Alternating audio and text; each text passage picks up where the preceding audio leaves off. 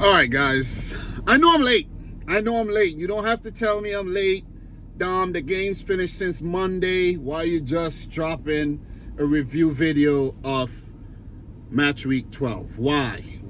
It's because I want to be consistent and I want to talk about every single match week, whether or not my team can win a game. You see what I'm saying?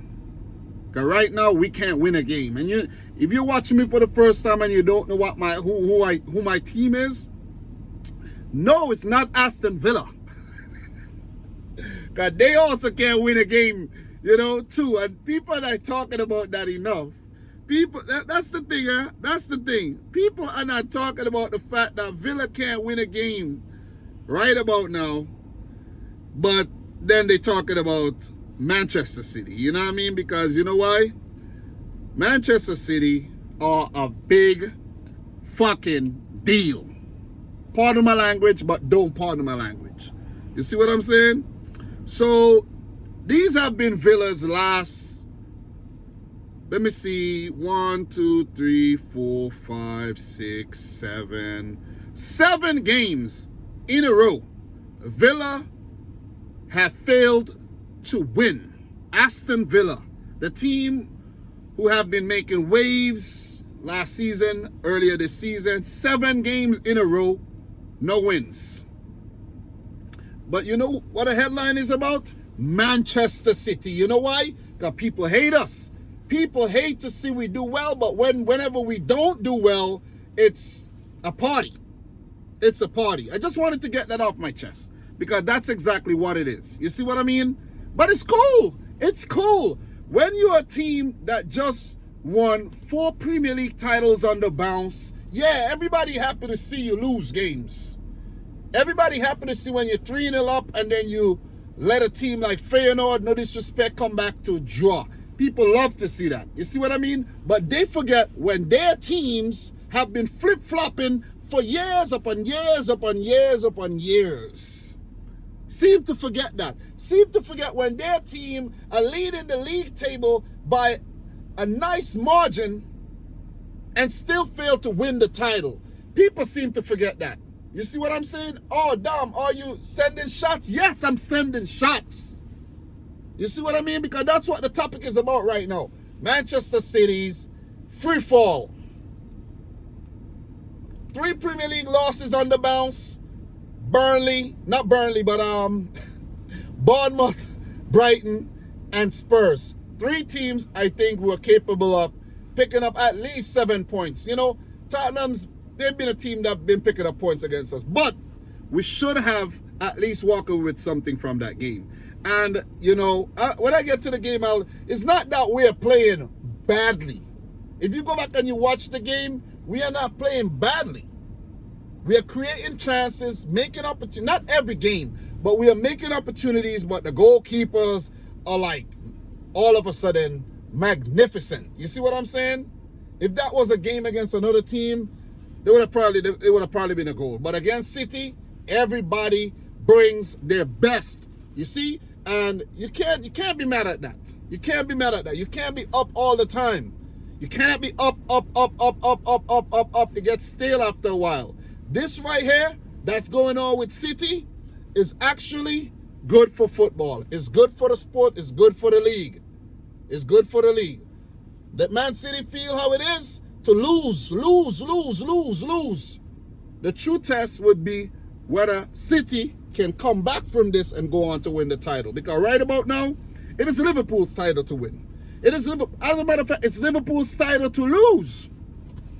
Liverpool on course to win a title.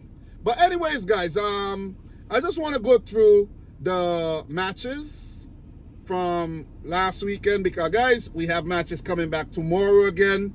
I see that Brighton are actually playing tomorrow. Let me see who they're playing against. Let me go back. Let me just go back. Brighton Southampton tomorrow is already coming around the corner. You know what I'm saying? Guys, let me know if you like my beanie as well. This beanie is hard. Anyways, listen, I'm here to talk to you guys. So let's just run through the results. Let me see if I could find my predictions that I made. I don't know if I'll be able to find my predictions, but it doesn't really matter though. Yeah, I have my predictions. So the first one, I predicted Chelsea to beat Leicester 3-1. They did so 2-1 in this game. Nicholas Jackson in the 15th minute.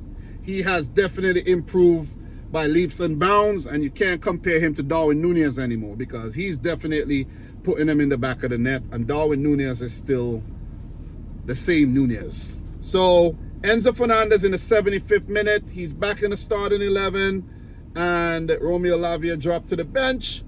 Chelsea, utilizing their squad with the absence of some key players.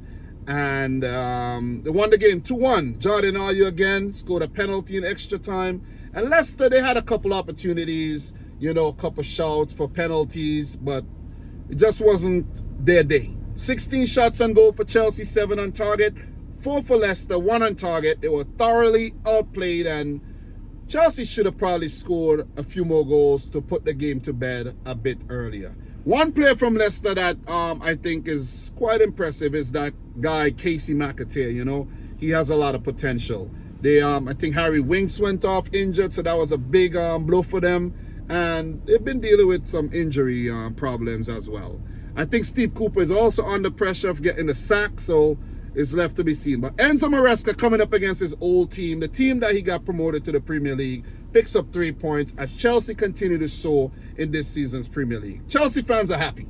Chelsea fans, they ain't got nothing to really criticize the team too much about.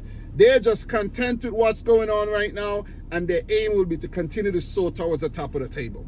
So, good prediction, right? Next game, Fulham Wolves. I did predict a 1-1 draw, but Wolves went on to completely obliterate Fulham 4-1. Their first away win since February. So they needed this win on the road badly, and maybe this is a sign of things to come for Wolverhampton Wanderers. So let me just shut off this engine a bit. Let's get, a bit of peace and quiet here before this light goes off. Then I'll turn it back on. But don't intend to be long. 5 goals in this game. Fulham scoring first. Wolves replying with 4 goals. Cunha in the 31st and 87. João Gomez in the 53rd. And Gonzalo Guedes with a goal in the 95th. That'll do his confidence a whole lot of good. This win would be a big confidence boost for Gary O'Neill and Wolverhampton Wanderers because he's been under a lot of pressure. Wolves been under a lot of pressure. But they haven't been playing bad football at all. But it seems like things are starting to come together, and they could stitch together some quality performances though. This is not a game that I watch live, so I can't really analyze it, the way I want to. And I'm not really into deep analysis these days. I don't know if you haven't noticed, but I'm short for time. I'm out here making money, man. You see what I'm saying? Time is money. I'm out here making money. And from all the years of doing YouTube just doesn't pay me well enough to be investing a ton load of time into it. But I did promise that I'm going to keep my channel going. I built this channel up to over 50,000 subs. I'm going to keep the channel going. If I was really avidly uploading like I used to in the past, I would have already hit 100K, you know what I mean? Or getting close. So, yeah, good win for Wolves, as I mentioned. Really good confidence booster. And with this, let me just check the Premier League standings. They're 17th outside the relegation zone. That's a good sign for them. And as for Fulham, they're 9th, 18 points. So they're doing very, very well. They just need to continue doing what they're doing. I don't think Fulham's going down like they used to be a yo-yo club. They've been doing very, very well. So don't want to linger too much. Leicester are 16th, by the way, so they're not doing badly. Season is still very, very young. Chelsea, they're actually 3rd in the league with 22 points because I didn't actually mention that earlier. So let us keep it moving, man. Everton Brentford. I predicted a 2-1 win for Brentford. But it was Everton, I think, were the better team in this game. The game ended in a 0-0 draw. But here are these stats, right? Here are these stats. Everton, 27 shots at goal, 5 on target, 60% of the ball. Brentford, 9, 2 on target, and 40% of the ball, with Christian Norgard getting sent off in the 41st minute. Kudos to Brentford for holding on, gaining a point from this game with 10 men. So I think it's a great result for both teams, but Everton will feel like they missed an opportunity to pick up 3 valuable points here. So not going to linger too much on this game. In terms of the standings, Brentford are 11th, 17 points. Everton are 15th, 11 points. They need to keep picking up the points right now. 11 points is still not a lot, but at the same time, they're not doing too badly. Because let's say double up, 24 matches, let's say they have about 24 points with, 14 matches to go? I think Everton will be content with that. They will feel like they could get 16 points from 14 games. So I think this season, they want to just survive another season in the Premier because they didn't start too well. So with that being said, guys, Arsenal, my prediction was 3-1 over Forest, and they did a lot better, winning the game 3-0, keeping a clean sheet. Bukayo Saka in the 15th minute, Thomas Partey in the 52nd, and Ethan Nwaneri in the 86th. All 3 goals are spectacular goals, worldies, as Arsenal get back to winning ways in the league, and also in the Champions League. I think Arsenal won their game against Sporting 5-1. So this is what they want. This will do their confidence a lot of good after going through a bit of a slump. And I didn't watch the game. I really didn't. So I can't really go into depth too much. But in terms of the standings, Arsenal move up to 22 points, only 1 point behind City and 9 points behind Liverpool. Liverpool right now, they're flying. They're flying. 8 points ahead of the second place team, with the match against Man City coming up this weekend. So if City are able to win the game, they will close the gap to 5 points. But we all know that's not going to happen. That is not going to happen based on form. Liverpool are the favorites to walk away with 3 points in that game, therefore stretching the lead to 11 points. And you telling me if you're 11 points ahead, you're not going to win the title? It's not set. It's not set. All it takes is a couple losses and a couple wins for City or Chelsea or Arsenal, and all those teams are back in the lead. So the pressure is on Liverpool. The pressure is on Liverpool and no longer on the likes of City, Arsenal, and Chelsea. The pressure is on Liverpool right now. Could they actually deal with this pressure? You see what I'm saying? In the past, it has been proven to be a bit too much. But is this the year for Liverpool to win another title? Because if you look back for the last 10 seasons, Liverpool have played enough to have won about 4 to 5 titles. But they have only won 1. It's about time. It's about time for Liverpool to add a second Premier League title to their locker. Come on, man. To their trophy cabinet. Come on, Liverpool. Come on. Don't fuck it up this time. Come on. Don't fuck it up this time. You got it. You got it. You got it in the bag. 12 matches in. Note I said 12. 12 matches is pretty early in the season. We got a long way to go, guys. We got a long way to go. We got a long way to go, man. I know Liverpool are looking good right now, but guys, we still got a long way to go. What is this thing doing? Where's my page? This thing is bugging out. This thing is bugging out. Anyways, so yeah. So we're going to move on, man. Well done to Arsenal. Playing good football. They got good personnel in their team. And a big win over Forest team that has done well this season. So in terms of Forest, so Arsenal a 4th, 22 points. Forest a 7th, 19 points. They're just behind. They're not even far behind. So next game, Bournemouth, Brighton. I predicted a 3-2 win for Bournemouth. It ended in a 2-1 win for Brighton and Hove Albion. Give it up to Fabian Hutzler and Brighton on the road, 10 men on the field, and they won the game. They won the game. So kudos to Brighton. What is going on with my internet, man? All of a sudden, shit's not working.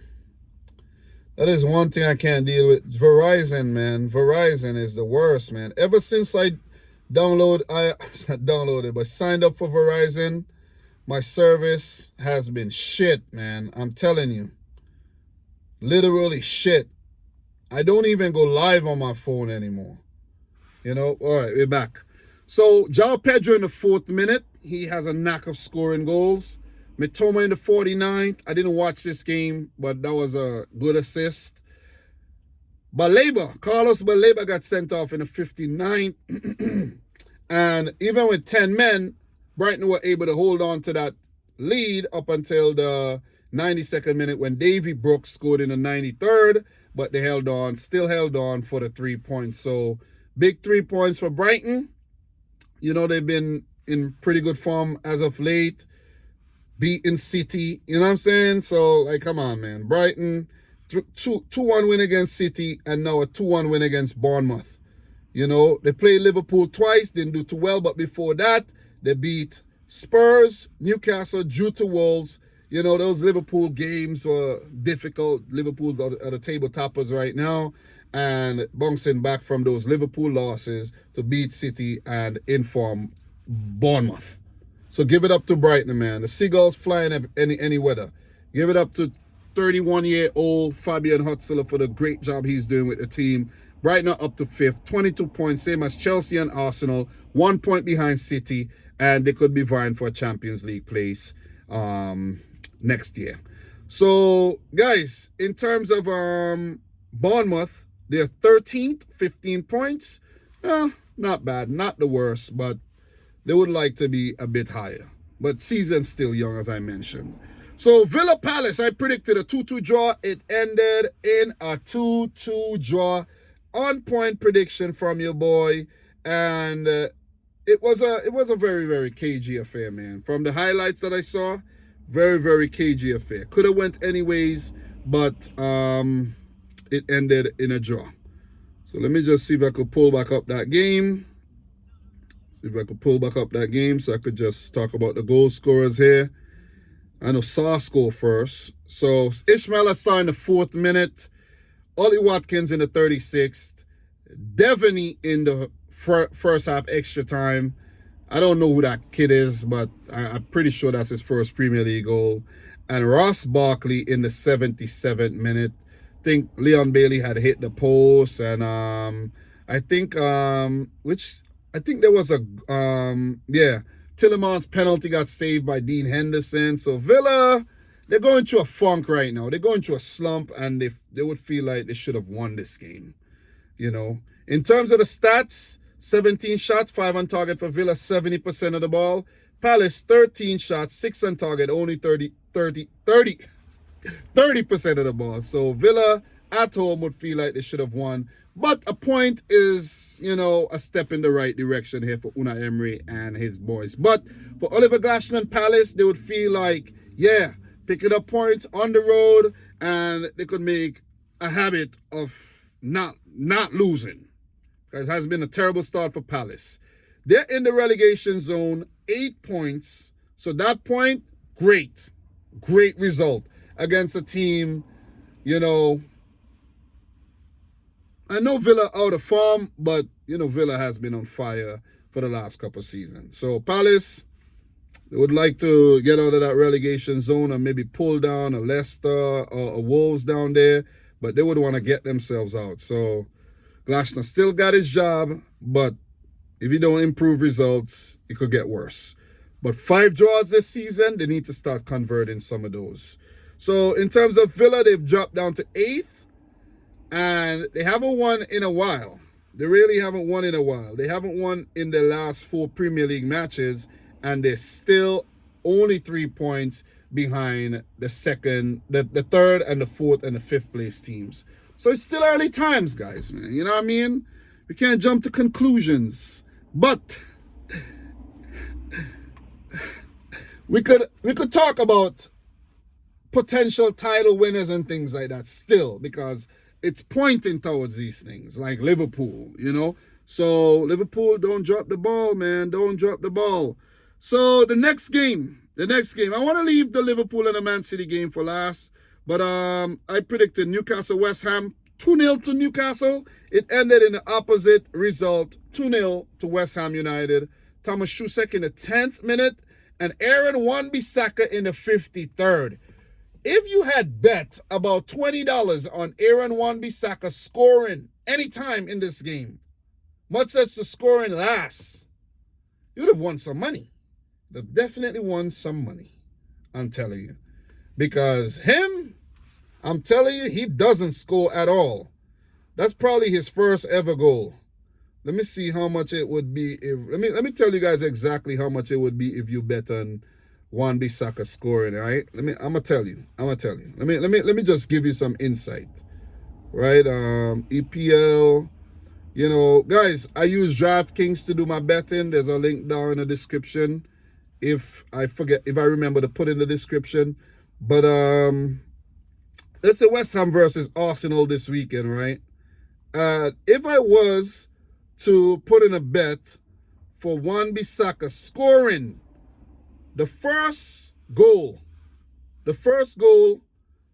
or the last goal, and I put $20 on it, I would win $1,220. You see what I'm saying? So if you had bet on him scoring against Newcastle, you would have cashed out. You would have definitely cashed out. Let's just say you had bet that he scored, let's say, last and score anytime and last, and you put $10 on each of those, right? You would have won $900. But let's say you would have put $20 on those, you would have won $1,800. That's how rarely the man scores. So I just wanted to emphasize how rarely he scores and how you could actually win some money if you bet on some of these players scoring. I'm not saying to go out and do that, but still, just give you some insight, right? Let me start back up. Lights getting a bit dim there. So, good win for West Ham because they haven't really been great this season, and Lopetegui needed that win under his belt. The team needed that win under their belt.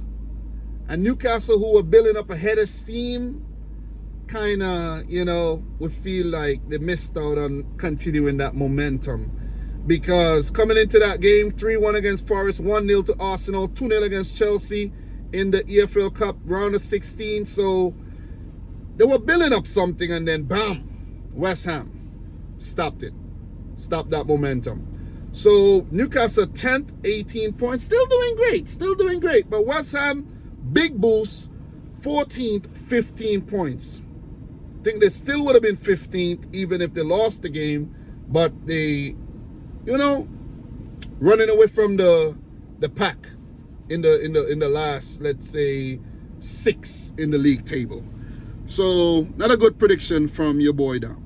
Ipswich Man United, I predicted 3-0 win for Man United. First match in charge for Ruben Amorim, fresh from Sporting. And as soon as he leaves Sporting lose to Arsenal 5-1 in the Champions League. What if Amorim was in charge? Would they have lost that bad in the Champions League? But I was expecting him to hit the ground running in the Premier League. But Kieran McKenna and Ipswich had other ideas. And I'd like to go as far as to say that Ipswich were actually the better team in this game. They were the better team. They forced a lot of saves out of Onana. Onana actually deserves a lot of credit here, because if he didn't pull off some of the saves that he did, it was game over for Manchester United. It would have been party pooper for Amorim's homecoming in the league, and not homecoming, but first match in the league.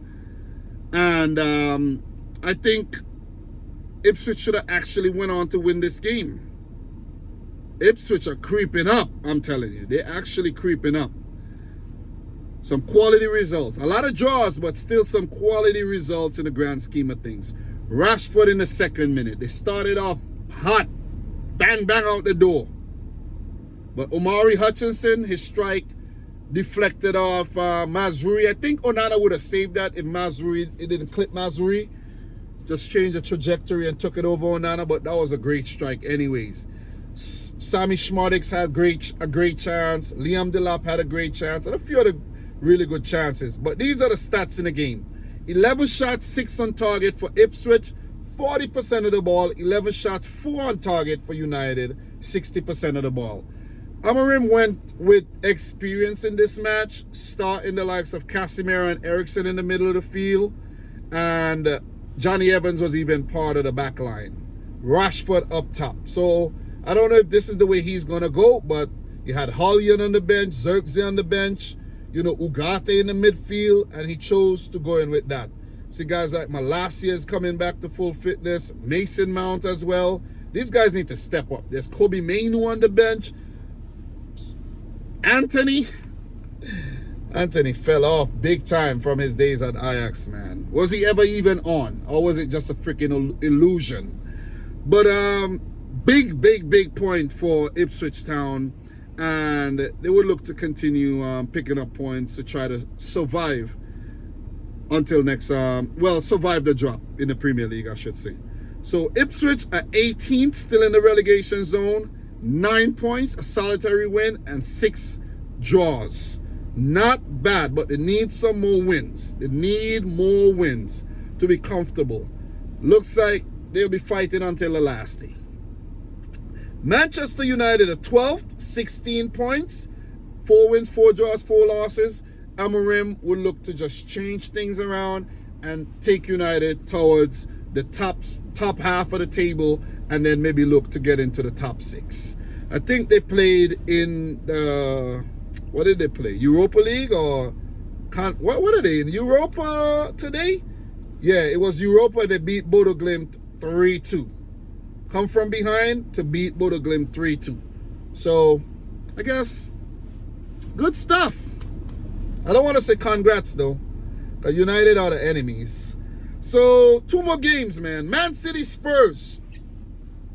Man City Spurs. I did make a little video talking about that game already. Not going to go too much into it, but I did talk about City and the way we're playing right now. But 4-0 to Spurs. City lose at home for the first time in about 2 years. Maddison in the 13th. Maddison in the 20th. Those goals were exquisite. Exquisitely set up by Kulusevski and Son, who were diced up, sliced up, cut apart, outplayed thoroughly, mistakes galore from the defense all over the place. Vardiel, Edison, John Stones, Akanji, Kyle Walker, all just pieces of shit in the game. I'm going to keep it real. Note I said in the game. They were. The defense was like absent, man. And I don't know. We got sliced apart so easily. It's just pathetic. But it's not as if we didn't create a lot of chances. 23 shots, 5 on target, and can't put 1 past Vicario. That is absolutely ridiculous and unacceptable. Unacceptable. It's unacceptable that they go down and they only create 9 chances, 7 on target. 9 chances, 9 chances, 7 on target. And 4 in the back of the net. You could see the ratio, the conversion rate of other teams compared to us.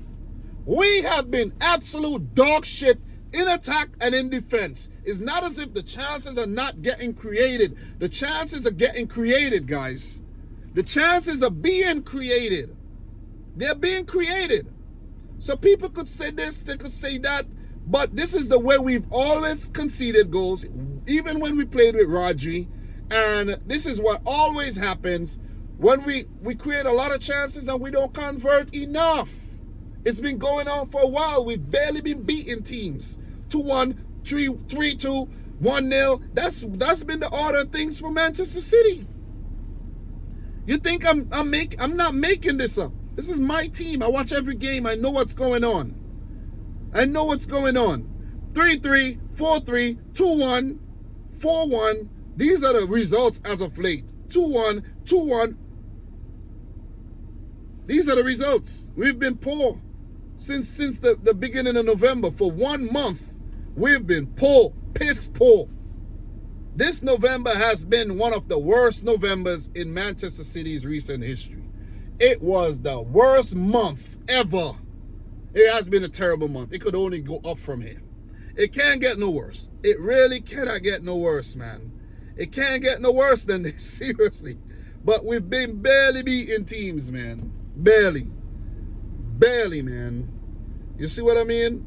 And things got to change. I think a lot of the players look tired, devoid of ideas, you know, lacking the precision. Guys like Foden, you know, sometimes Haaland, you know, Savinho, ton load of chances, not converting the chances. I know Gundogan scored in the Champions League, but then the defense, you know, came up blank in the last 15 minutes. We've just been poor, man. We've just been poor. So my prediction was 3-1 win over Spurs, 4-0 loss. It's been poor. But whatever, man. Whatever. City is still second, 23 points. 3 losses, 2 draws in the league. All that's left to do is to go 26 games, unbeaten, wins galore, win the title. Is it going to happen this season? To be honest, it doesn't look like it's going to happen, but with Pep, you never know, man. You never know. You never, ever know, man. But as of now, guys, it don't look like it's going to happen. This is Liverpool's title to lose. And with that being said, I predicted a 3-0 win for Liverpool over Southampton. It ended in a 3-2 win. I have to say, man, Southampton, man, you could have done us a solid. You could have done us a solid. You give this game away. 3 stupid goals conceded. First goal, Szoboszlai scoring. You're trying to play out from the back against Liverpool, a team that's pressing you, and you're making dumb mistakes giving away the ball. Stupid. Stupid. Let me just say that. Stupid, man. Stupid. But good on Liverpool to pounce on those mistakes, go on to score. Szoboszlai in the 38th minute. Adam Armstrong penalty, saved by Kelleher, put in the rebound, 1-1. Fernandez in the 66th minute, bam, put Southampton ahead. I'm like, whoa, what's going on here, man? Thank you, Southampton. You're doing us a solid. And then there goes the shit show.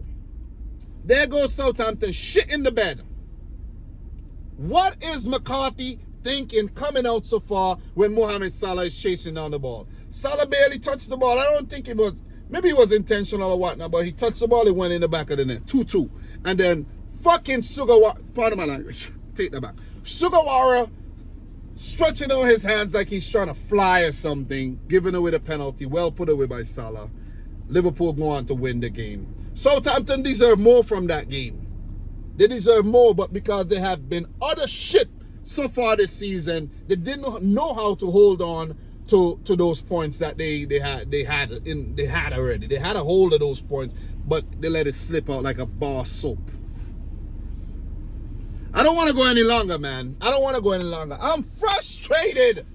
It sucks watching City play. And I hope we could put November behind us. There's still one more game in November. Oh, my God.